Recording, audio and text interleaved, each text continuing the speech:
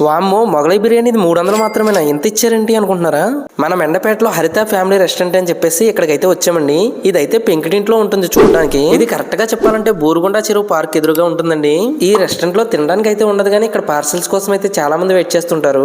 ఇక్కడ ఎంట్రన్స్ లో ఉన్నటువంటి తందూరి చూస్తుంటే నోరు ఊరిపోతుందంటే నమ్మరు మీరు. ఇంకా రెస్టారెంట్ కి సంబంధించిన ఆయన అయితే మా పిల్లల్ని ఎత్తుకుని హాయ్ చెప్పిద్దామని చూసాడు. అదైతే అసలు ఇంట్రెస్ట్ చూపించలేదు. వీళ్ళు బయట రెస్టారెంట్ తో పోలిస్తే కాస్ట్ అయితే తక్కువకి ఇస్తారని ఇక్కడైతే 2 పార్సల్స్ పట్టుకెళ్ళామండి. మొగలై బిర్యానీ అలాగే హరిత స్పెషల్. ఇంకా బిర్యానీస్ అయితే ఇంటికి తెచ్చుకున్నాక ఒక కంచం తీసుకుని ఆ బిర్యానీ బాక్స్ అయితే ఓపెన్ చేసి ఇంకా బిర్యానీ వేసుకుంటేనే మంచి సాఫ్ట్ గా అయితే కనిపించింది. ఇంకా బిర్యానీలో అయితే ఒక ముక్క తీసుకుని నీట్ గా బిర్యానీతో కలుపుకుని తింటండి టేస్ట్ అయితే భలే అనిపించింది.